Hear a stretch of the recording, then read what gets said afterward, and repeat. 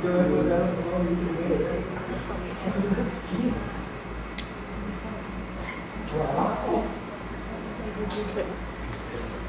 que hay una diferencia de emociones. No sé si le ha tocado.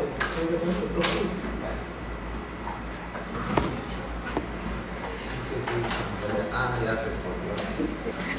Ya sabes que Jesús y dejaba a Nelly así sola y desprotegida, que total.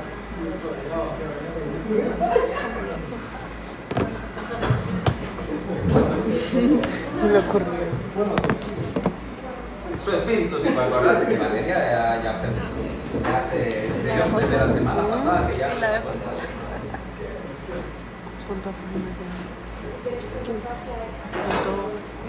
Había una presentación ya que le había hecho a la clase de los neurotransmisores. Ayer hablábamos pues de la idea de que detrás de la formación de la placa de ateroma hay algún grado de dislipidemia, ¿va?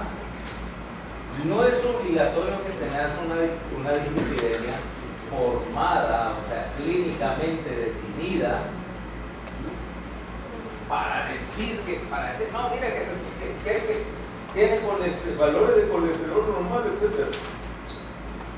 Porque eso ya es llevar la cosa un poco más lejos de sino que tenemos dos posibilidades. La primera es que tengas, sí, una dislipidemia primaria, ¿ok? Primaria en la cual tenés un trastorno de las rutas de eliminación de los glicoproteínas, ¿ok? Ya sea porque tenés una apoproteína defectuosa o porque la regulación enzimática necesaria para romper las concentraciones de las diferentes glicoproteínas está alterada, o que tengas una dislipidemia secundaria, que fue desgraciadamente lo que se le llevó a nuestra estimada Valeria, porque pasaba comiendo chicharrones todo el día. ¿Okay? Y entonces, bueno, miren, en lo que terminó.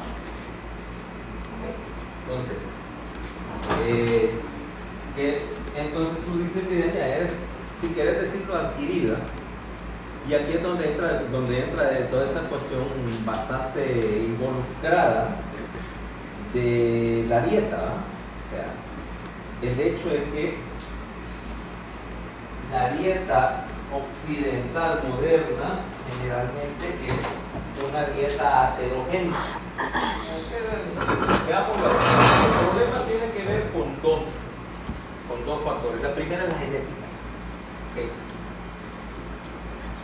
Acordate, originalmente, o sea, biológicamente hablando, tus ancestros, tu linaje biológico era de organismos que eran primariamente omnívoros, pero con una necesaria sobredirección hacia dietas que van primariamente de donde sacar la energía de carbohidratos. En la naturaleza, o sea, si nos vamos a la cuestión puramente biológica, imagínate a la ancestra de Gabriela. Era igualita a Gabriela, no le usaba anteojos, andaba el pelo un poco más revuelto y un huesito acá. Sí, ya te imaginas. Entonces acá andaba por ahí tus ancestros buscando qué comer, va. Por ahí.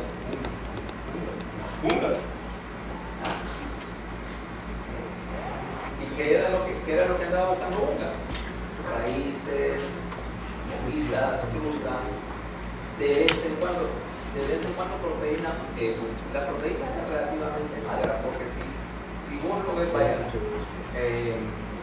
la principal fuente de proteína, esa probablemente hubiera sido muy parecido al almuerzo de Timón y Pumba. Viscosos pero sabrosos. Pero los insectos son fíjate que dejando de lado, es una buena fuente de proteína completa, dejando de lado las cuestiones asquientas, pero y son relativamente bajos en grasa. Entonces, Y las fuentes de grasa saturada concentrada en la naturaleza son esencialmente muy pocas. Algunas nueces no son fáciles de adquirir o no son tan fáciles de encontrar, o proteína animal de algún animal que almacena grasa. Ponerle que es de jabalí, ¿vale? Pero vos sabés que eso no es, tampoco es fácil de encontrar o de obtener. Y es una cuestión de vez en cuando, o sea, básicamente vos podías manejar de vez en cuando con un atracón de grasa. Pero tu metabolismo se hizo especialmente eficiente en almacenarla y bien tacaño para utilizarla o quemar grasa cuando no tenés opción de otra fuente de combustible porque es difícil de obtener.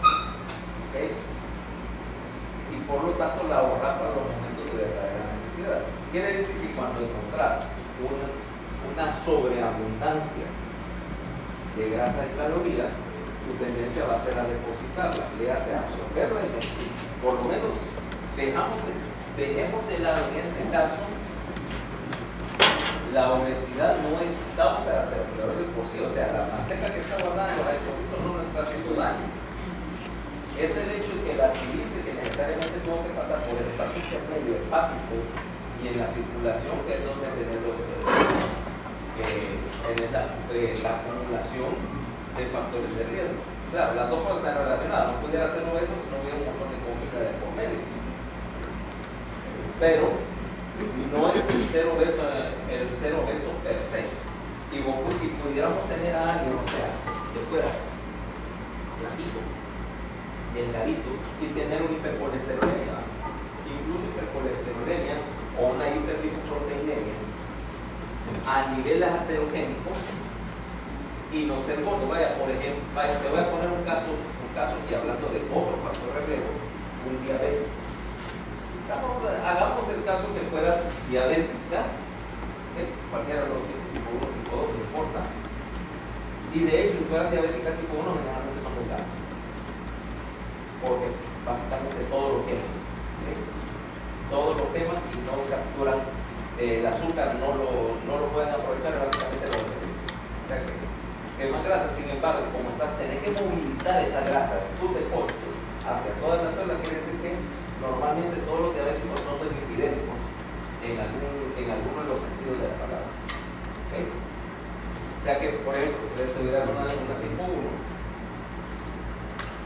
y estuvieras dislipidémica a pesar de que no estás obesa. Yo, por ejemplo, yo tengo una dislipidemia, seguro. No sé de qué tipo porque nunca me he molestado en el trabajo, pero como diabético es una cosa garantizada. ¿Okay? Y el hecho de que probablemente no lleve ninguna, probablemente que no llevo ninguna restricción dietética con respecto a las grasas saturadas. O sea, la primera cosa que yo me imagino cuando veo algo de comer es cómo se vería con un pedazo de mantequilla derritiéndose sobre ella. Y me imagino a Valeria mirando desde abajo y diciendo, así como no, también ella era igual. Incluso con cosas más plebeyas.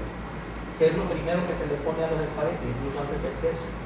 Pedazo de mantequilla así para que vaya derritiendo. O al pan, o a cualquier cosa de desayuno que no sea de cereal. Con mantequilla y jarabe de maple, pero deja un poquito de jarabe de maple, siempre, para remojar las salchichitas y el té. Me vas a decir que nunca remojaste las salchichitas de desayuno y el jarabe de lentejas. Fernanda, vos de desayuno me imagino que pedís un platito de fruta y un vaso de agua de dieta, ya te conozco.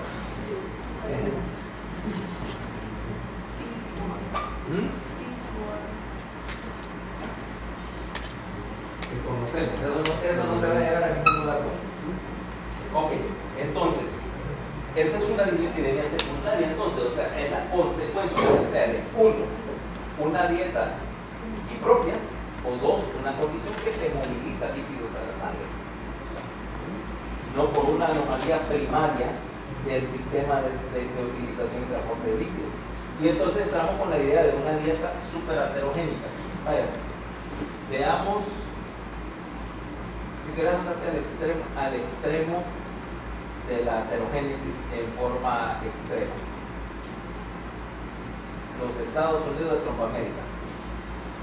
Sí, porque mientras más te vas al sur, peor es la cosa, ¿va? O sea, anda a cualquiera de esas, ¿cómo se llama?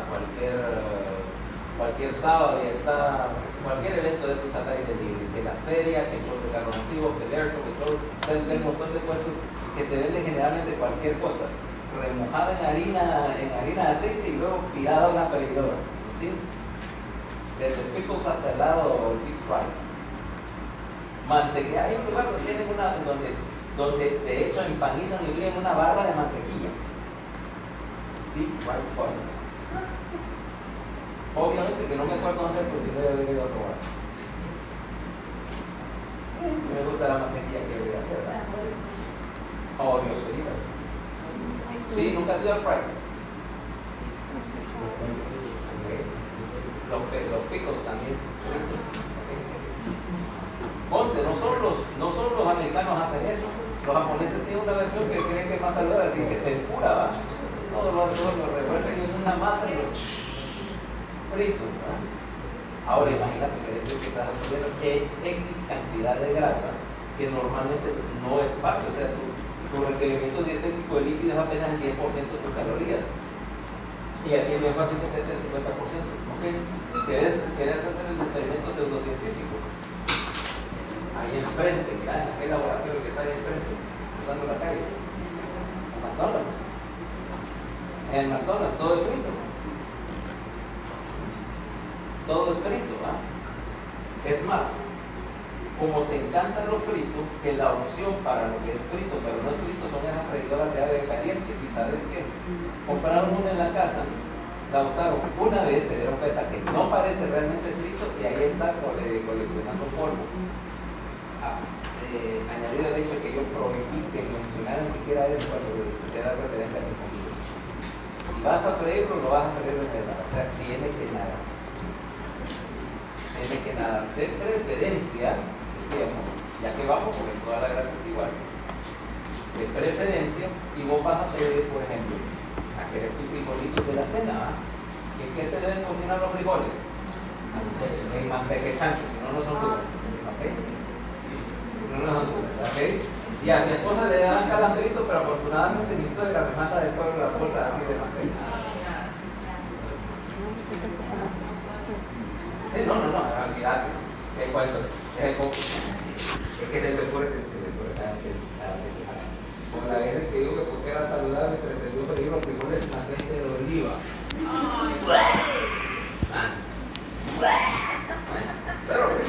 Entonces, ya entendés por qué la dislipidemia no es tan fácil de resolver. Ok, entonces, ¿qué es lo que pasa? Otra vez, triglicéridos y colesterol dietéticos entrando en cantidades grandes al sistema, más allá de lo que el hígado puede convertirlos a HDL para transportar. El problema es este: si yo me meto una tanda grande de grasa, tendría, para mandarlo como HDL, tendría que sintetizar suficiente ApoB para tener una proporción de 50-50, que dije, ¿verdad? No tenés suficiente ApoB, tenés que mandar como una molécula, como un complejo de LDL, porque no te ajusta el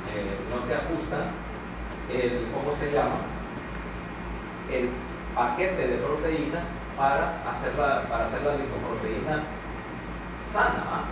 O más saludable, menos heterogénea. Resultado, ese transporte va a tener que hacerse por LDL a los vasos sanguíneos y a los tejidos que lo aprovechan. De ahí pasar a lipoproteínas de más baja de densidad un poco más alta o menos baja, después de que extrajiste los triglicéridos, para mandarlos a una vía de eliminación que los convierte en HDL y recicle todas las lo del colesterol. Entonces, aquí el resultado de todo esto es lo siguiente: meter depósitos de ateroma a los sitios donde dijimos ayer que había turbulencia vascular y a los sitios donde hay alto flujo, porque ahí es donde vas a tener más lipoproteína. Entonces tener los cinco puntos de blanco estándar. Primero, la aorta, la aorta y la ilíaca, particularmente la bifurcación, donde tenemos el primer codo, ¿verdad? El primer punto donde tendrás turbulencia. Dos, las coronarias de gran calibre, te van a ir a causar problemas, ¿no? Por lo tanto, en la coronaria, en primer lugar, tenés que hacer un recodo de la salida de la coronaria en la aorta, tenés que dar 90 grados. Y luego, una bifurcación de la coronaria izquierda, perfecto para que se trabe, y luego las arterias que van hacia el músculo, las arterias distales salen esencialmente a 90 grados del tronco de la coronaria, o sea que hay otro recodo donde se te va a formar una placa. 3, ¿cómo se llaman? Las arterias femorales y popliteas. 4, las carótidas y la bifurcación. La bifurcación de la carótida común del entero. Y 5, al polígono, en particular hacia cerebral media, donde la retículo estriada sale de este punto de acá a 90 grados y donde la cerebral media acordate sale así y luego hace un recodo, hace dos, perdón. Primero el recodo para entrar a la ínsula, donde se trifurca, y luego las tres ramas, los tres troncos de la trifurcación, dan otra vuelta en la ínsula para salir por acá por la fisura de Silvio. O sea que ese es como un doble de recodo. Perfecto lugar para que tengas turbulencia de depósito. Entonces, ahí empezás a romper la estabilidad del endotelio y tenés un punto para adherir, ¿verdad? Okay. Luego, si ya tenías un sitio de estrés hemodinámico, tenés una dislipidemia y le agregas a la dislipidemia, porque no solamente es comer grasa, sino también otras cosas que te alteran la proporción de LDL a HDL, el alcohol. ¿Okay? Si pones el hígado a trabajar metabolizando alcohol, también vas a afectar el metabolismo de la lipoproteína. Y los alcohólicos siempre que aparte no tienen ingresos de carbohidratos. Pongamos un alcohólico típico o de esos que básicamente la mayor parte de su ingesta calórica del día es a base de alcohol. Y no tiene que ser pachanguerito de abajo del tirado de Bocabanes. ¿Okay? Yo conozco una buena cantidad de alcohólicos que lo único que los diferencia del bolito de alcantarilla es el tipo de líquido que están metiendo. O sea, el bolito que te está metiendo que guarda. Pero yo conozco a alguien y más de alguien que es tan alcohólico como él. La única diferencia es que este man no le dicen alcohólico porque lo que se está zampando es sí. Y que claro es mucho más caro, digamos, con una noche de bebiendo que sea chivas o macanas, al otro le gusta para todo el mes, pero no le quita lo alcohólico, no le quita lo alcohólico, incluso no quiere, ni siquiera tiene que ver con no es la capacidad. Estoy hablando de un alcohólico de alto funcionamiento profesional universitario, muy competente en su campo, para que no le quita que se llama Paul de Juan. No te voy a decir quién es. Eso era lo que quería, que soltara el chiste. No te voy a decir quién es.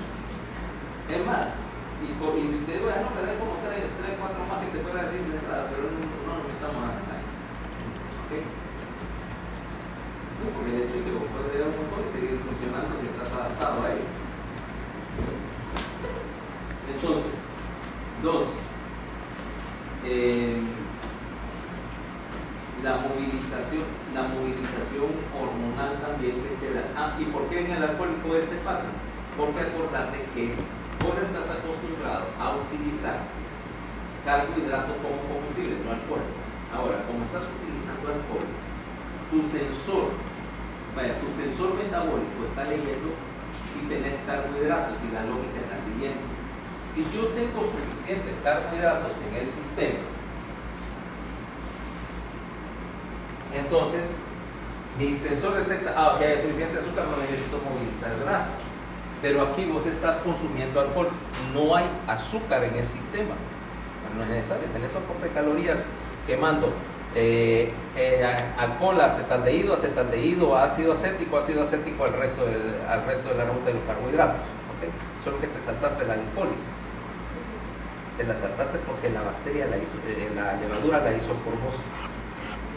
Las levaduras son glicolíticas y su desecho es alcohol y CO2, sueltan el CO2, bueno, cuando lo sueltan, porque a veces te gusta conservar ese CO2, son las burbujitas de la champaña o de la cerveza. Entonces la levadura hizo la glicólisis y vos haces el resto. Entonces, ahora no tenés carbohidratos como tales, y tus sensores en el hígado detectan eso como: hey, no hay azúcar, no hay calorías, pero no están viendo otra cosa. Resultado: si no hay azúcar, bueno, empieza a movilizar la grasa y empiezas a soltar grasa de tus depósitos o del hígado para que lo quemen las células, a pesar de que las células ya están quemando alcohol. Entonces ahora esa grasa está haciendo nada excepto pegándose a las paredes de las arterias. ¿Okay? El alcoholismo se asocia a dislipidemia, aunque no necesariamente sean ¿cómo se llama? Aunque no necesariamente sean obesos, porque el más que te digo, el alcohólico es dislipidémico, tiene los signos de dislipidemia, ¿okay? Pero es flaco tipo Don Ramón, el del Chavo del 8, ¿ah? Casi, es dislipidémico. Te ve poco, y sabes que lo peor, no aprende, ¿verdad? No aprende. Okay. Entonces, el detalle con esta historia es que alcohol, nicotina o bloqueador glandular tiene efectos sobre la movilización de la grasa. Los fumadores crónicos son dislipidémicos también, en algún grado. ¿Qué tanto? Depende, ¿verdad? No es tan consistente como el etanol. Pero sí, eventualmente sí. Como no dejes de fumar, no vas a resolver tu dislipidemia. Si no resuelves tu dislipidemia, a desarrollar aterosclerosis tarde o temprano. Eso termina como bueno.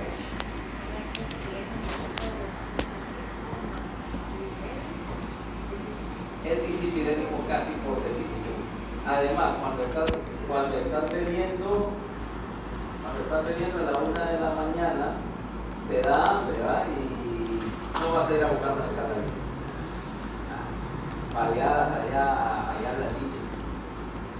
Por la línea cerca de la primera calle, una baleada muy buena. Ya sabes, ¿verdad? ¿Cómo caen? ¿Qué pasa? Ok, entonces, y este proceso empieza el proceso que empieza temprano, la actividad secundaria. ¿Por qué? Porque esas lesiones que vos desarrollaste, como decimos, ya están demostradas desde los 10 años más o menos de edad. Ahora, mirarlo así. Ahí entra la comida y la cuestión cultural. Porque, por ejemplo, los niños, aun cuando son relativamente resistentes a las agresiones alimentarias, pero ponele otra vez volvemos a la biología. 10.000 años los niños pasaban de ser amamantados a comer la comida del adulto, que eran muy bajas en grasas saturadas. Ahora les dispone la idea de una dieta separada para los niños, de una cuestión relativamente reciente, ¿verdad? Pero son dietas que tienden a ser un poquito más grasosas de lo que uno cree, ¿verdad? ¿Qué le dan a los niños de comer a los 2 años? Y usted se hace la papilla, y usted se hace la papilla. Pero le agregas algo de grasa para que fluya. Pero cuando lo sacas de la papilla, pues, yo te digo porque yo no tengo experiencia en esas cosas.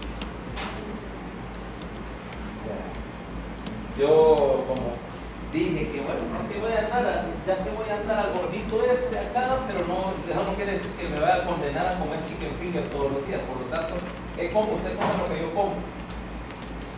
Entonces, qué sé yo. ¿Los niños de 1 año pueden comer sushi? Sí pueden. Pregúntame cómo lo sé. Le di sushi a Emilio, mira, en todo caso está vivo, gordito, pero vivo. ¿No? Es candidato a una epidemia. ¿Okay? Que si vas a comer comida, bueno, dicen productos de comida de adultos, porque es magnífico. Ventas de comida de adultos, y por supuesto, aquel como nunca ha visto una pizza que no le guste, ¿okay? Y que le encantan los niños, y si los dejas comida diferenciada otra vez. En las fiestas infantiles, ¿qué les dan? Pizza. Y si tenés a un niño, pudiera vivir de papas fritas todos los días, ¿no? Si vos los dejas, mira, eso es lo más divertido. En 4 años, dicen, ok, vamos al súper, y que ahora tienen una carretita chiquita, padre, vaya, agarre una carretita y vaya poniendo ahí lo que usted quiera. Papá, usted échale. Y entonces después ver qué echaron en la carreta. ¿Okay? Entonces viene, que hacen así, mira, empinadito, se remonta en Nutella, por ejemplo. Sí. No se murió. No se murió, además no se mira tan feo. Por cierto está, pero no se mira mal. Dice él, ok. Entonces, ya me entendiste de dónde empieza la cuestión de la heterogénesis, cómo le enseñan la heterogénesis a los niños, porque ahí es donde viene la parte cultural. Porque entonces vienen niños que están bien gorditos y entonces la gente lo encuentra bonito. Miren qué bonito que el niño está gordito. Y le enseñan, bueno, si viene y la publicidad, tiene una publicidad en todo, no sé, por la televisión, por aquí, por allá, induciéndolo a comer un montón de cuestiones que son heterogéneas, ¿no? Helado, pizza, etcétera. Y entonces, desde temprano estás primero comentándole que va a seguir esos hábitos de después.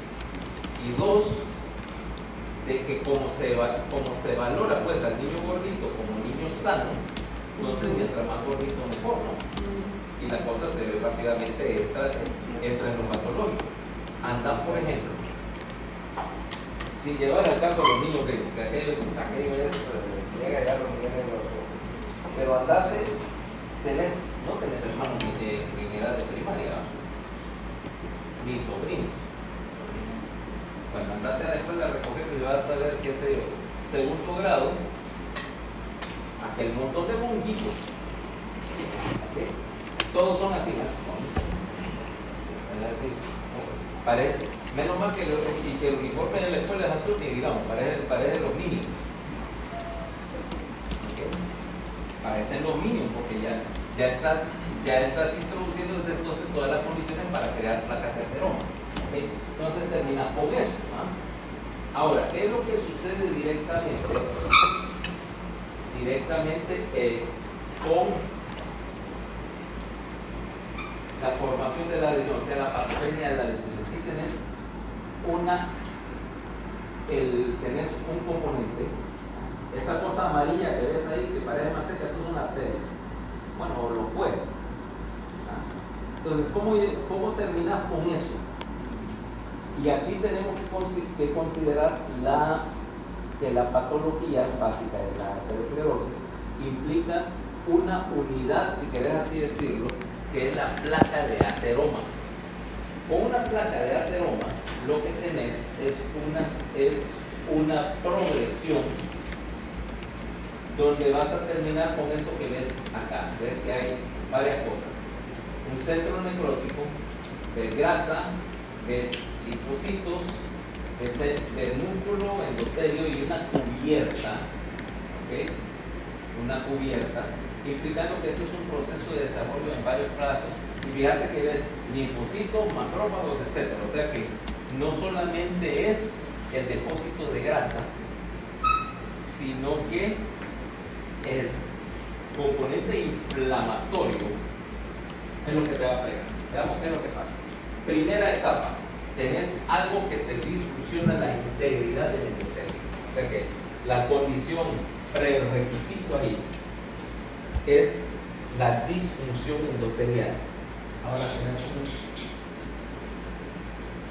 un vaso sanguíneo, esta es la pared de un vaso sanguíneo, decíamos endotelio, pero tenés algo aquí que te disrupciona la lisura del endotelio. Como que aquí tenés algún tipo de, si quieres decirlo, accidente, donde hay algo que te causa turbulencia. El flujo acá, cerca. Resultado, perdés la capa de glucoproteína que está asociada. O sea, tenés un sitio de endotelio desprotegido. Vamos a hacer caso en cuenta que aquí tengo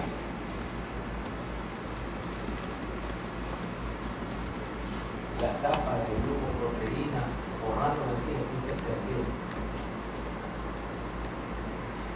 Y aquí mira, se perdió. Resultado, los glóbulos de lipoproteína tienen un sitio donde se pueden adherir. Entonces, fase 1, depósito de lipoproteína.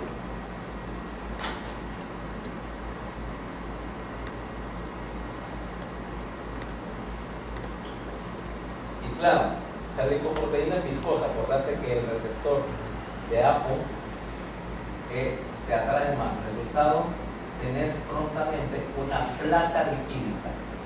Primera fase, acumulación de grasa. Ahora, esa grasa, como decíamos, es un excelente sitio para que se adhiera a algo que no es grasa, plaqueta. Segundo componente,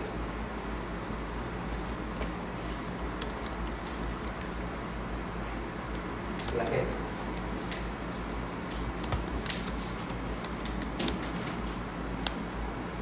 Una vez que estás haciendo, porque la idea es que esto es un bulto ahí, algo que no debería estar. Entonces ahora las plaquetas empiezan a tratar de recubrir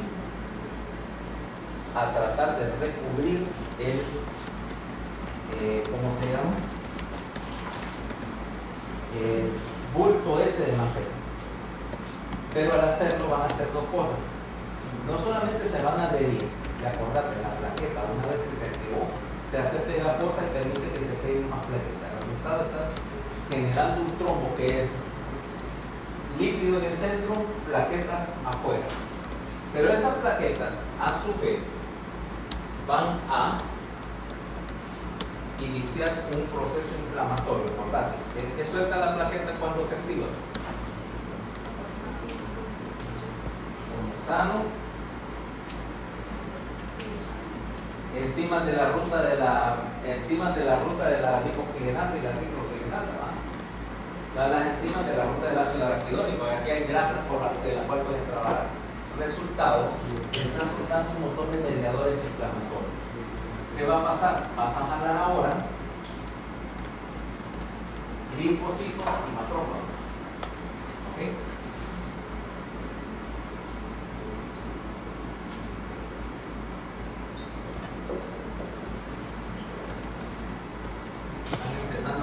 Y están empezando a entrar acá. Resultado,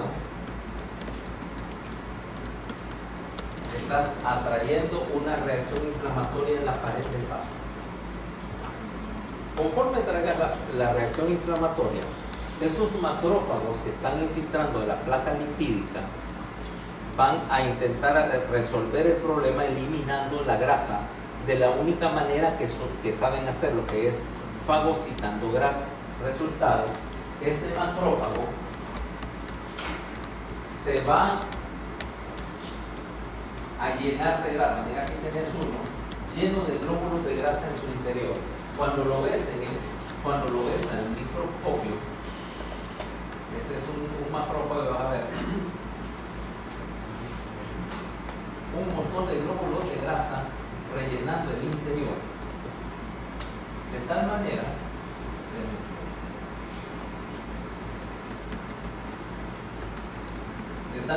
que agarran ese aspecto de los globulitos que no se tiñen, agarran ese aspecto, mira, como de una esponja llena de macrófagos y se mira como espuma, ¿ok? Hay un montón de burbujitas dentro y por lo tanto este macrófago se conoce como una célula espumosa.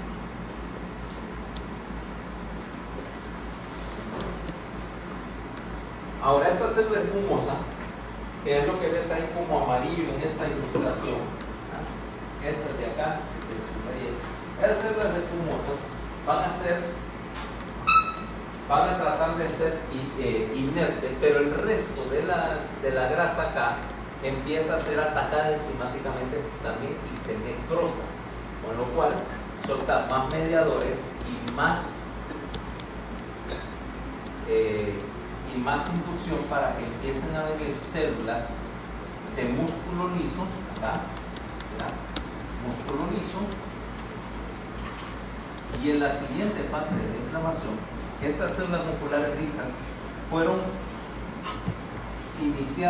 se inició su proliferación o su diferenciación a través proviniendo de qué tipo de células, de tu célula indiferenciada del tejido conectivo, ¿verdad? Ahí tenías un montón de células de tejido conectivo en la membrana. Ahora se empiezan a transformarse en músculo y el músculo, para más simple, responde a todos los mediadores inflamatorios de las plaquetas y los linfocitos y hace contracción del músculo liso. Estás tratando de encoger la placa, pero esa placa es inestable, ¿okay? La placa es inestable y ese encogimiento de la placa va a regresar para mordernos después, ¿okay? Ahora, no solamente eso, sino que ahora ya tenemos una reacción inflamatoria bien pegada, ¿okay? Fase 4, endotelización. Ya tienes músculo acá, ya estás básicamente convirtiendo la placa, pero ahora vas a querer depositar endotelio sobre la placa. ¿Sabes cómo que es eso? ¿Has visto aquí? Mira, o sea, parece una reparación hondureña de carretera. ¿Has visto acá? Ya es clásico. Tienen una carretera toda hecha mierda. Y entonces vienen y está aquí el gran bache sin compactar ni volver a hacer la carretera, solo echan piedras, echan arena y encima le tiran una capita así de asfalto para que no, mira, ahí está la carretera asfaltada de nuevo. Entonces, y que a simple vista miren, bulto así ¿ah? Esa es tu reparación carreteril hondureña, ¿verdad? Pregúntele a cualquiera que sea de Occidente, ¿verdad? Carretera entre, qué sé yo, entre la entrada y Santa Rosa, ¿verdad? Sí. Ahí sí, no, y la de tela es peor porque van los camiones cargados de coco, entonces se cae un poco así y eso le pasa en la parte, mira la forma de poco. Pero está peor la Bueno, son poquitos de pasa entonces. Muy útil para tirarle la cabeza. Ajá. Nunca te han sonado con un poquito de parte en la cabeza.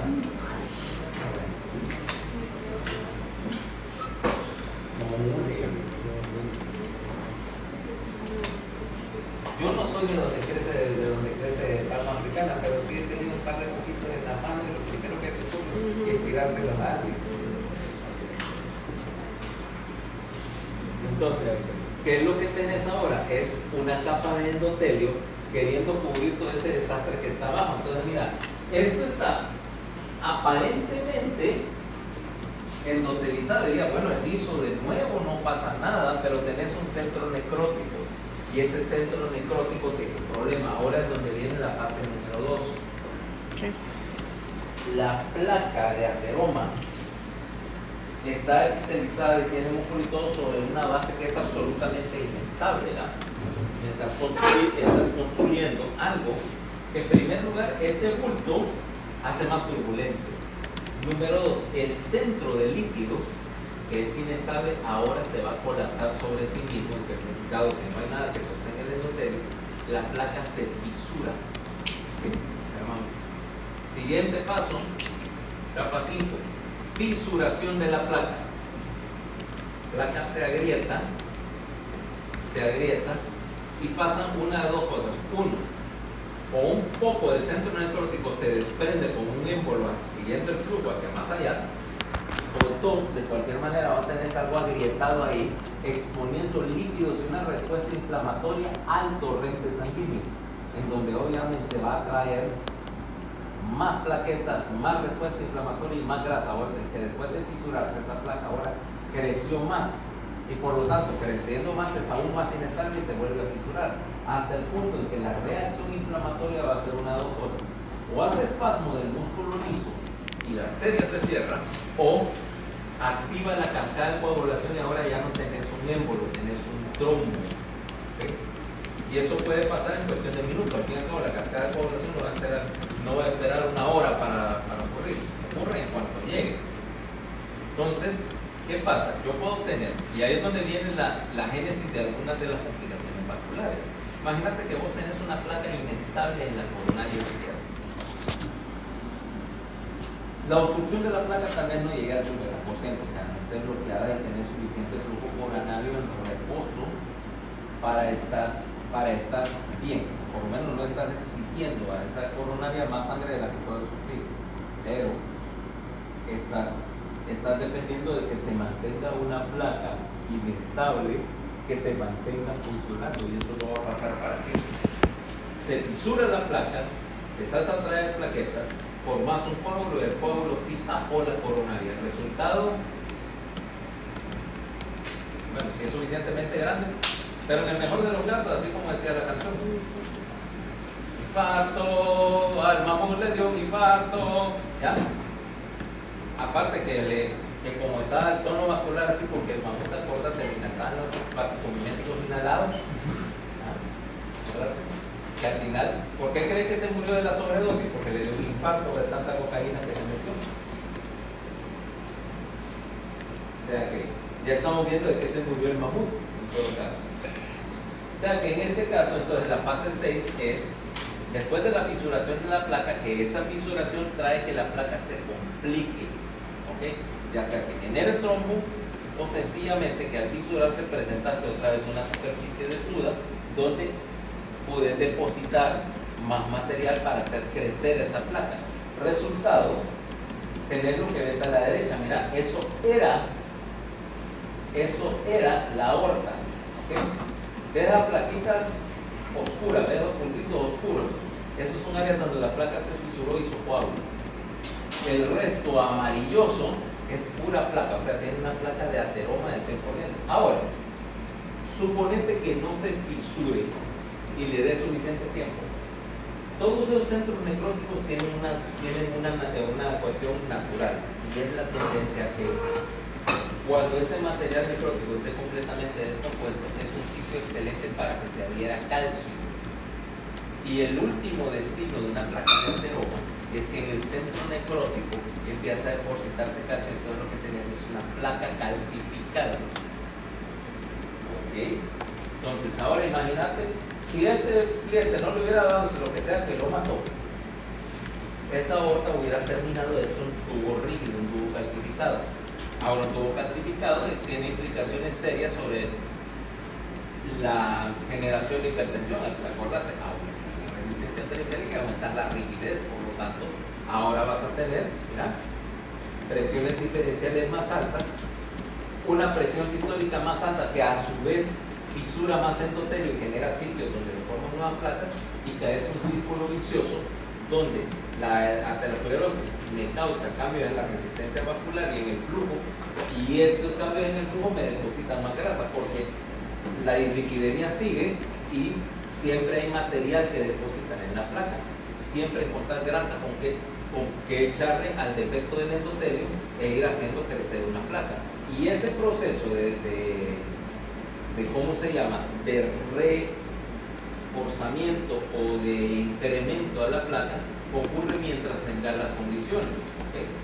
Mientras tengas grasa que depositar y mientras tengas una reacción vascular, seguís haciendo ateroma al grado que terminas con una arteria completamente grasa. Quiero ver un poquito mejor ya, en secuencia, empezando con una lesión del endotelio, ¿ok? Que aumenta la permeabilidad. Ahí está en la fase donde están migrando leucocitos y secretando mediadores inflamatorios. Luego haces migrar para hacer la segunda fase, la fase inflamatoria, generar las células espumosas, ¿okay? Adherirse a la placa en formación y convertirlo, mira, en un montón de células espumosas,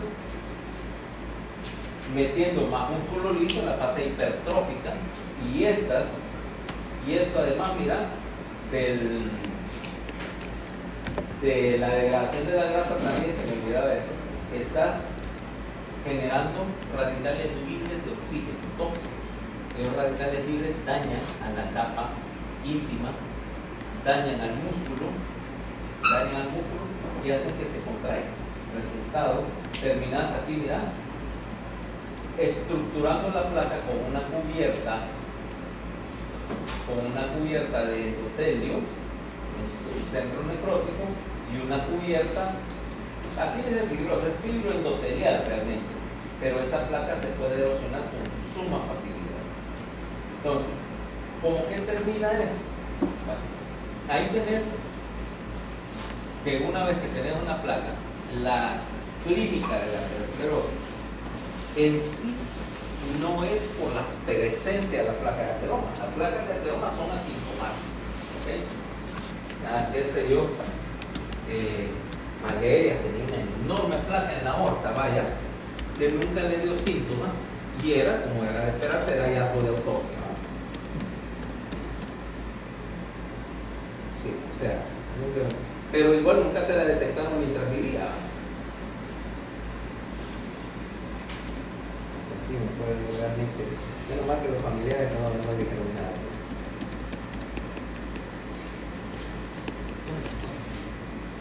Entonces,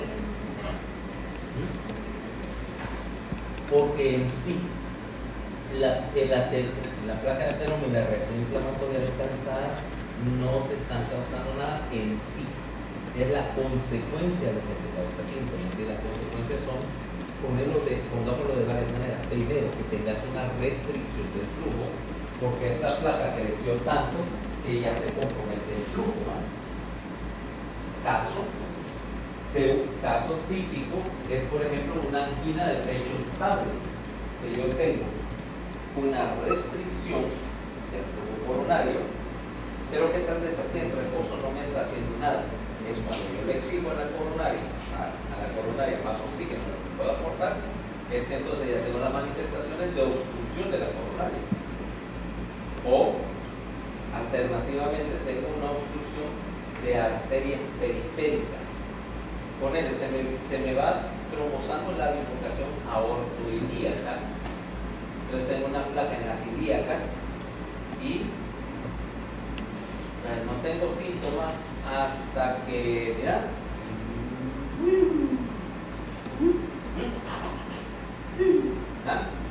porque tengo una restricción de flujo precisamente en el sitio y momento más problemático posible, ¿va? Porque imagínate que eso se llegue a saber, te imaginas vayan a hacer el chisme de la ciudad, así. ¿Ya? ¿Ok? Entonces, te das cuenta, 99% del tiempo no tenés síntomas. Es cuando tenés un déficit de flujo que se manifiesta. La placa en sí ahí estuvo creciendo un año hasta que dio manifestaciones. Ya fuera la coronaria, fuera en la ilíaca, fuera en la carótida. ¿Okay? Entonces, primera posibilidad, isquemia. Segunda posibilidad, que la obstrucción sea súbita. Es una placa, ya lo explicamos, una placa, una coronaria, que está muy bien hasta que la placa se fisuró y posibilidad número uno, un pedazo de la placa se desprendió y fue caer más discal y bajó. O en la carótida, no tenés una enorme placa aquí en la carótida y no hay ningún problema porque todavía tenés flujo, pero una se rompe un pedazo de la placa, va flotando y se va a trabar a algún lugar de la cerebral media. Y entonces te ganas un stroke. O o la placa en sí, como te acuerdas que te dije que es inestable, a veces te hace un fenómeno. Esto es inestable, te dije, ¿verdad? Esto es inestable y necrótico. Acordate que un vaso de gran tamaño tiene su propia circulación, su pasa solo, y esto rompe y tenés, esta es la pared del vaso, y ahora tenés hemorragia acá. ¿Qué es la hemorragia?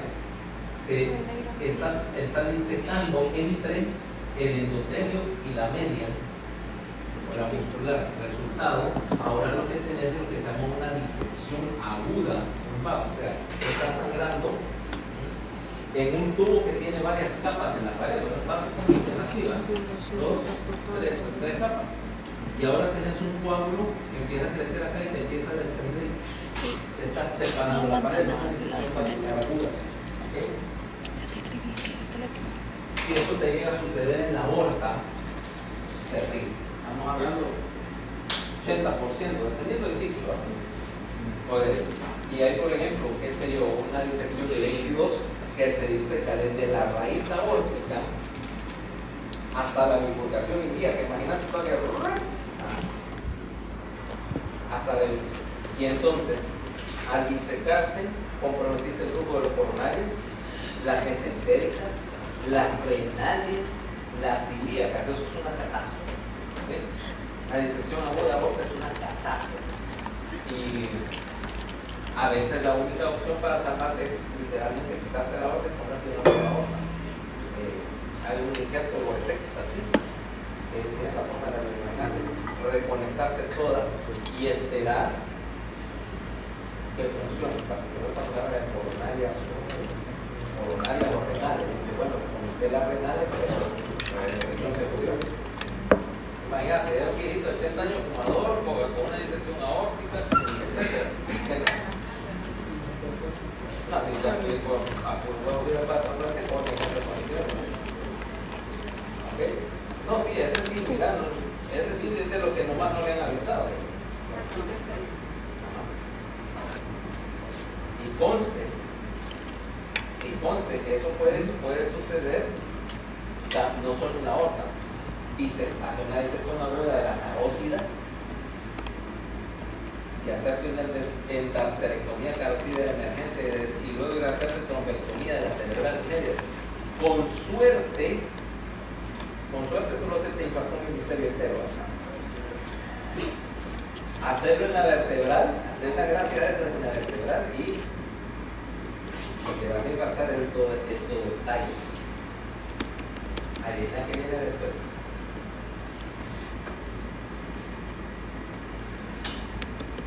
Oh, te morís. A lo mejor puedo decir que todavía tenés la suficiente conciencia como para haber firmado tu testamento y yo, ¿cómo se llama? Para decir, mire, háganme así un funeral de estilo vikingo. A los vikingos les hacían una pila funeraria, ponían sus disposiciones más preciadas y los quemaban. Después vino la idea del barco que lo ponían en un barco, le metían fuego al barco y que fuera al atardecer, que es hacia el mar. Ajá, es un funeral vikingo. A mí me gustaría uno de esos, porque ese me interesaría mucho. ¿Okay? Mira, todos los modelos que no hay armado, porque son plásticos estireno, van a generar un modelo de contaminación. ¿Okay? Y entonces, así es, por supuesto, la tira, y alguno de mis amigos que haga el discurso, tire la antorcha y que alrededor haya lo que te imaginas. Aunque sea rentada, pero rubias, nórdicas, bikini, manes en motocicleta y heavy metal y mucha cerveza, ¿va? Mucha cerveza, que haya viajes, regaderos, kilos de arreglos y por supuesto, como para hacer aquel, y por supuesto con diésel, aceite de moto, aceite de y enfrente de nosotros, me voy, pero ya está verde. Me cae mal la chava esa del cambio climático. Crecía porque viajé en avión en primera clase todo el tiempo gastando combustible como loca. Y Hace como 3 meses en velero, ¿no? los veleros, no son solo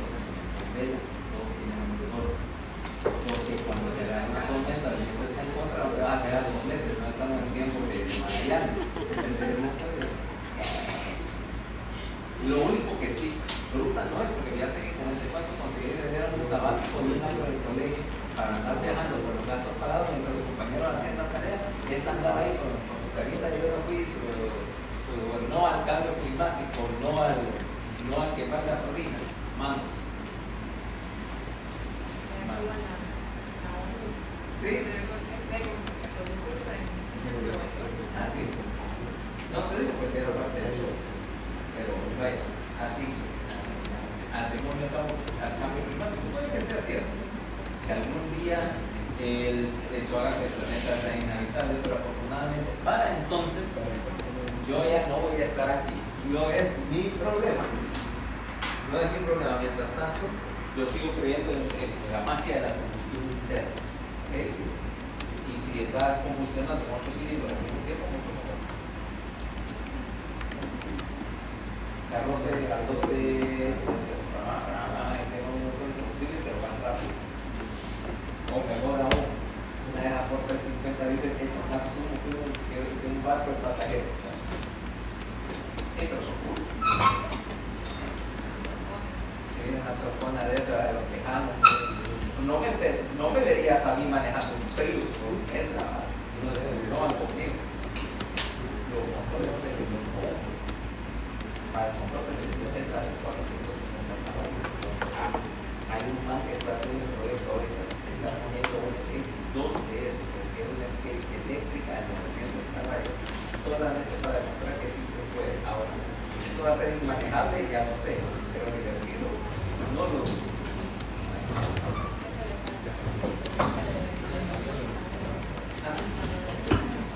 Así, pero con un carro de fórmula de verdad, porque manejar a los sebastianos cuando hay entonces no lo hago todos los días, en fin,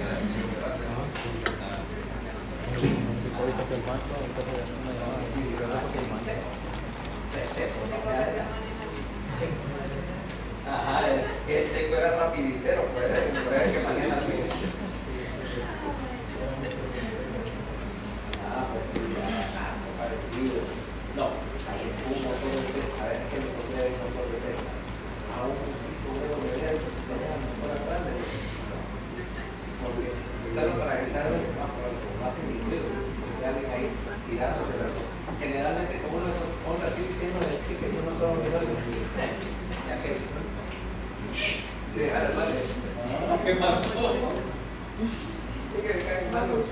Todos manes que lo único que creen que tenían un carro llenado de letritas y ponerle 3 spoilers atrás y no saben ni para qué son. No tiene chiste. Entonces, la última posibilidad es, como decíamos, que hagas una disección o un aneurisma, porque toda esa reacción inflamatoria y toda esa necrosis no solo abarca la placa de ateroma, abarca la pared del vaso que está debajo.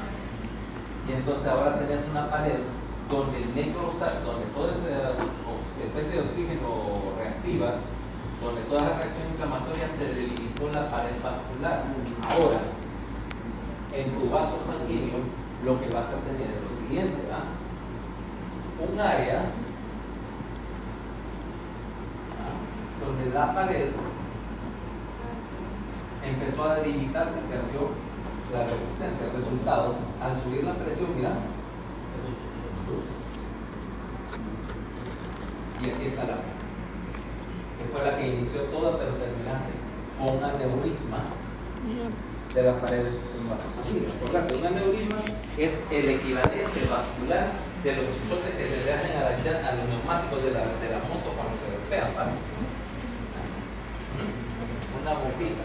Ya te pasó en la bicicleta. No, ¿sabes? No se habla de eso.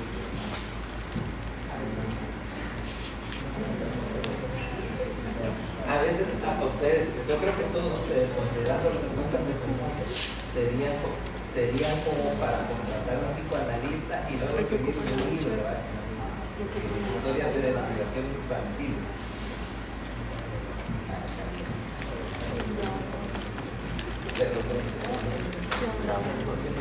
Sí, adoraba.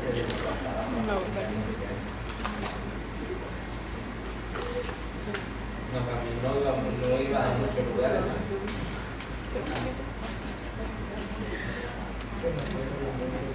No, o sea, yo sí, yo lo he visto. bicicleta hasta los 3. Y ahí no voy a agarrar uno. Pero si ustedes hasta los 13 yo sí iba en mi bicicleta. De ahí descubrí, como dije, la magia de la combustión interna. No. Existen unos artículos que si tenés la llave apropiada te llevan a cualquier lugar. La cuestión es conseguir la llave. Y afortunadamente yo sabía en qué momento la pasé había descuidado. Vamos. Vamos, si no olvidate, vos que crees que iba a esperar hasta tener 18 para pedir prestado acá. Yo no. Dicho sea de paso, mis hermanos tampoco. Yo creo que mi mamá ya sabía que él no podía contar con nosotros para que hiciéramos las cosas de una forma. Entonces, posibilidad. Ya lo vemos. Si tenemos toda esta clase si tenemos un debilitamiento de esas paredes de aneurisma, es un candidato a romperse. Y entonces, ¿cuál es que te va a dar la clínica? O la obstrucción, o la arteriopatía, o el hecho de que ese vaso se puede romper y terminar sangrando, ¿verdad? Entonces, ¿qué es lo que tenemos? La posibilidad que tengas una oclusión arterial arteriosclerótica de dos tipos. La primera es cuando te ocurre en agudo, ¿verdad? Generalmente porque tenés cualquier otro mecanismo que te digo, se desprendió un émbolo de una placa fisurada o la placa fisurada te causó un trombo, ¿okay? Y entonces ahora lo que vas a tener es la obstrucción rápida de un vaso sanguíneo. Entonces, lo que te va a llamar principalmente es la clínica, es el hecho o la localización del vaso. ¿Okay? Obviamente que en uno de estos casos, los sitios principales donde un émbolo se va a ir a atascar es en dos sitios. Uno es en la circulación pulmonar, ¿okay? Que haya logrado salir en el lado venoso, por ejemplo, porque la aterosclerosis es predominantemente de las arterias, pero no quiere decir que no puedan meterle, placas de ateroma a las venas si le da suficiente tiempo y grasa. Las venas también van a caer en la misma. Lo única diferencia es que no hay hipertrofia articular. Entonces ahora, posibilidad de que se desprenda un émbolo y se vaya para la circulación pulmonar, y en cuyo caso te va a causar las manifestaciones de una embolia pulmonar aguda con disnea súbita, sobrecarga del ventrículo derecho, manifestaciones de congestión, ¿okay? Edema periférico, etc. Pero lo principal es disnea de inicio súbito. Ahora, en la arteria, en una arteria periférica, que es el otro sitio donde puedes tener una oclusión aguda, va a ser la famosa PEVA. Y entonces la 7P clásica, que no tenés que tener la 7 para decir que una arteria está tapada, conste. Hay gente que tiene la idea, con una sí es suficiente, ¿verdad? Que vas acá, punzada, dice de inicio agudo, porque obviamente va el émbolo y tapó, ¿ah? Iniciando palidez, frialdad polar, ¿okay? O sea que está frío, ¿ah? Polar en el sentido de frialdad, no de polar, dice, eso no es una cosa.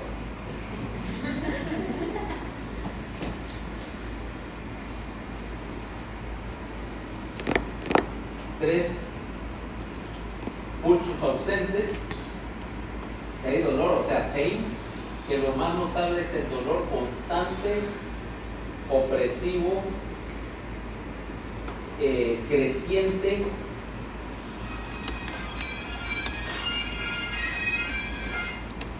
¿Aló?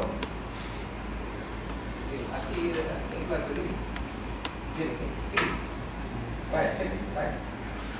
Sí, a la una, sí. Vaya, perfecto, vaya. Ya, dale. Aquí está el trabajo. Chulo para play, un man que quiero concepto de acá, de que la verdad tiene un chucho, uno de esos pogs que tiene una estimación canal, y el chucho está para parecido a ese que cayó, no sé qué tenía ni al visto. Bueno.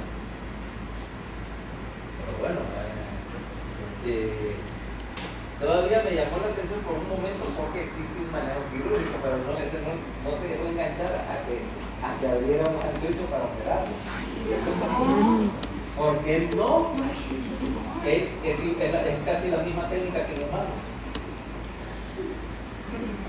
Y solo para decir que mis colegas, por lo menos ninguno ha confesado de haber hecho una laminectomía a un chucho, a decir, esa sí no la has hecho, a ver cuándo te metes.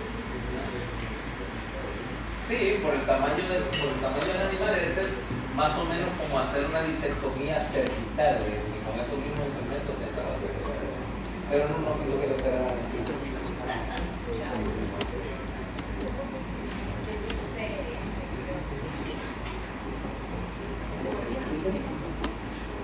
Igual le da sangre y lo hace bajo anestesia y todo.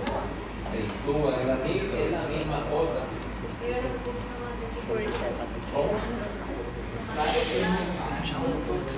¿Qué otro tipo de raza? Mentira, salió una noche. Sí, son braquicefálicos, son intubaciones difíciles, son temas muy problemáticos, pero eso lo hace más divertido. Sí, debe ser como el equivalente de operar un condrodisplasia, como una hiperplasia de la media cara y una, ¿cómo se llama? Una columna cervical que casi no flexiona. Entonces, no sé, como sea anestesiólogo, veterinario, anestesiólogo, todo será. Es decir, vamos a hipotermamente y vamos a poner el rococopio flexible y la cámara del rococopio para incubarlo. O sea, convertir todo aquello que todo un relajo quirúrgico terminar unidades de cuidados intensivos caninos. Pues sí. En eso sí me lleva ventaja. Vamos con mi hermano que una vez hizo una desarticulación de cadera muy con él.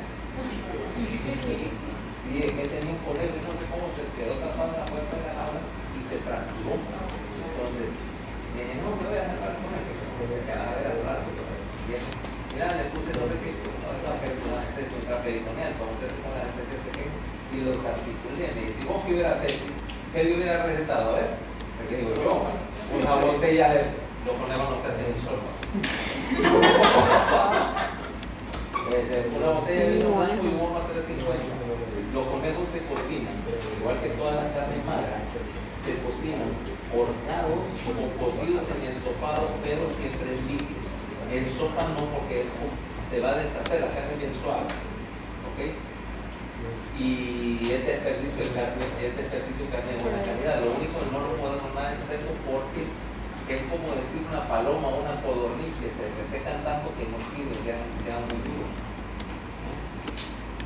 Sí, es como las palomitas de la codorniz, quedan excelentes con las mismas técnicas. Toda la carne blanca, magra, de poca consistencia de cocinar. Eso sí me acuerdo bien de ese detalle.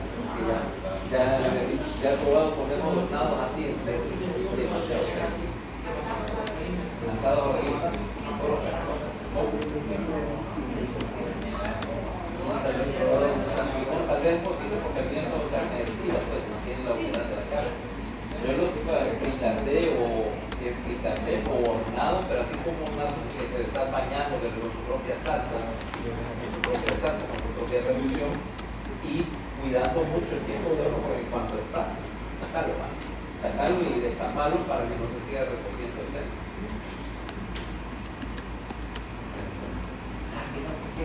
Te ibas a comer a mi conejito, por supuesto. Yo no es para que los de tener un conejo ahí solo para estarlo teniendo, no.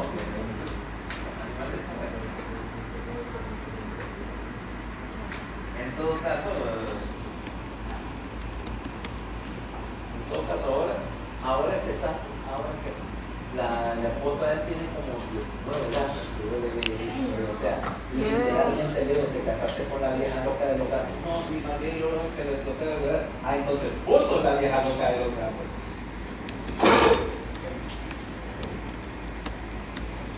Mi hermana que uno queda como de meditar y entonces empezó a llegar y ahora es que tiene un gatoteco ahí en la casa. Pero fíjate que a mí no se me acerca a la mano de sale correr, a ver qué le hice.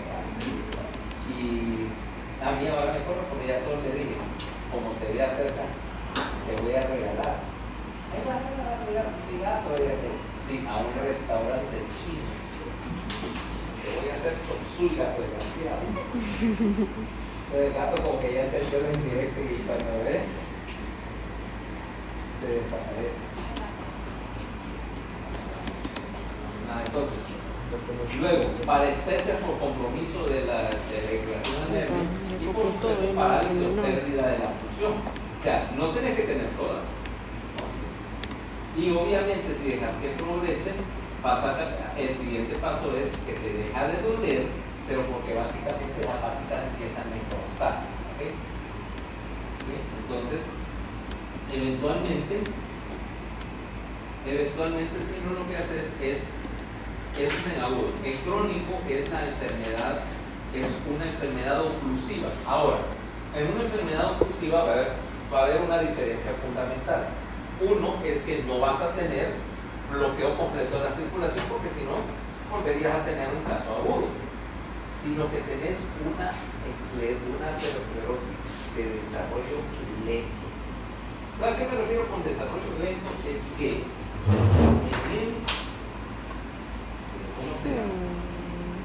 en una enfermedad oclusiva, la manifestación ya más llamativa va a ser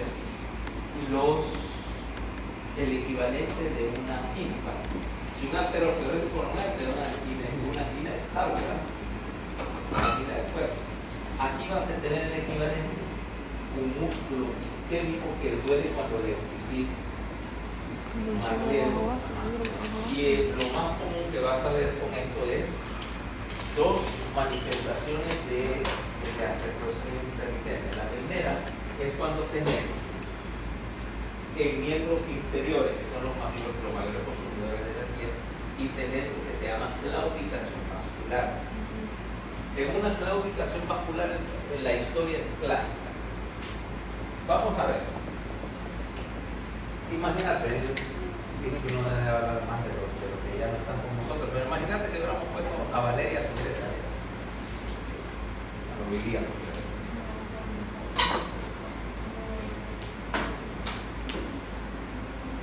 Sí, pero bueno, te vamos a volver, pero no quiero que te volvas a morir. Sencillamente te voy a poner a subir escaleras, ya antes que te den el pecho, que te va a volver. Wow. Y poco científica amaneciste hoy. Bueno, ni modo, ¿verdad?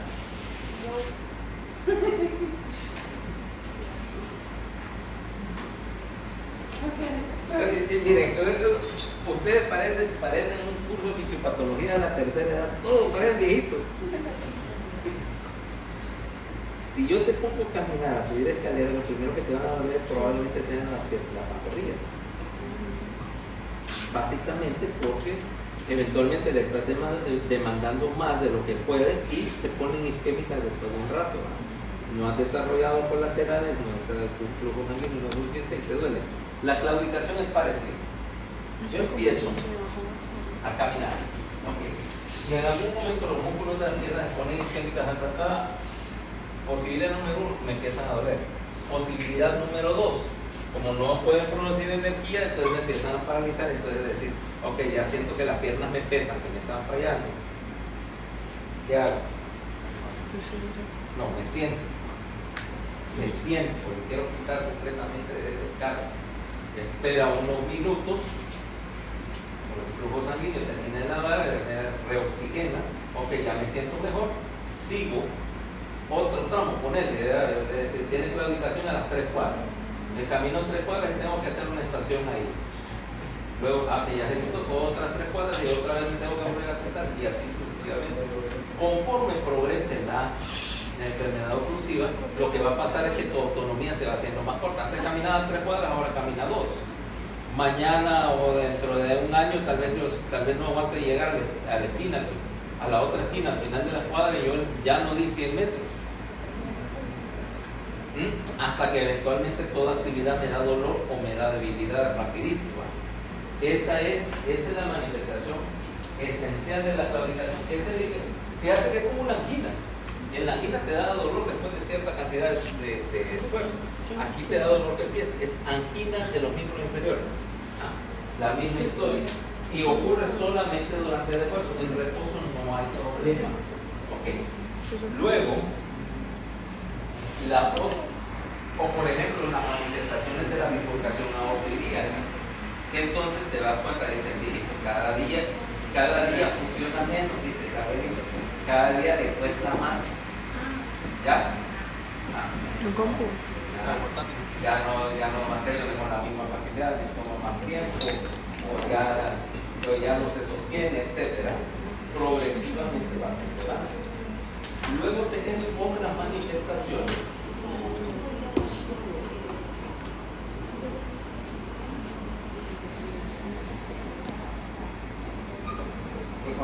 Que con la edad va bajando el rendimiento. Sí, pero siempre, no te voy a decir que a los 90 se hace el animalito de la fiesta, ¿va? Pero de eso a decir, no sé, tiene 55, nada. 55. Y vaya, ni porque la doña se vició así de hindú y sacó su flautita creativa. Vaya, ni con un encantador de serpiente. Las otras son las manifestaciones más lentas, que son lo que llamamos los cambios tróficos, de algo que está crónicamente del pacto de río sanguíneo, por ejemplo. Que perdés el vello corporal, por ejemplo, perdés el vello de las piernas. La piel se pone lisa, fría y brillante. Y seca, parece como de pergamino, ¿okay? Y bien delgadita, se rompe con cualquier cosa. ¿Okay? La piel, las heridas cuesta que cicatricen, pero depende de que haya irrigación para cicatrizar y oxigenar la herida que está reparando. Heridas que no cicatrizan.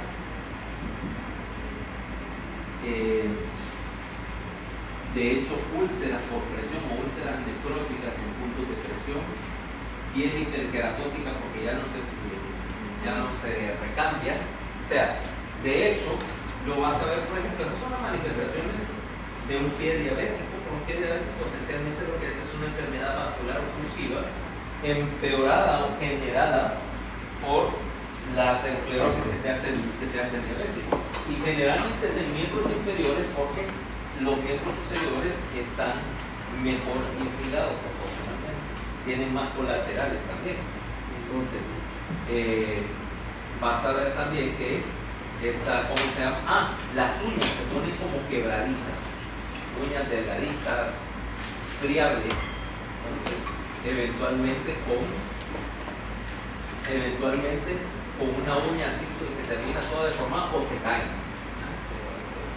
Ya he visto, mira, por cierto, eso es una disección aórtica. Mira el coágulo oscuro separando las dos paredes de la aorta. Aquí lo ves mejor, mira. L es el lumen, es el endotelio. Esto que está a la derecha es la pared muscular y un coágulo que delaminó las dos paredes. Ahí ves el sangrado y la delaminación en el corte ese que hizo patología. Generalmente eso es desastre. ¿Okay? Bueno, entonces vamos a ver qué hay para mañana. Mañana es jueves. Es lo que entra para el examen hacer cardiopatía coronaria, hipertensión arterial, insuficiencia cardíaca, enfermedad arteriológica, o sea, que llegué hasta hoy. Mañana vamos a empezar a ver choque circulatorio. Choque circulatorio entra en el segundo examen, ¿okay? En la segunda semana. O no obstante, ya para que vayan preparando lo necesario para hacer Ya no me quedan dos temas. Ya no me quedan dos temas, ya tengo. Le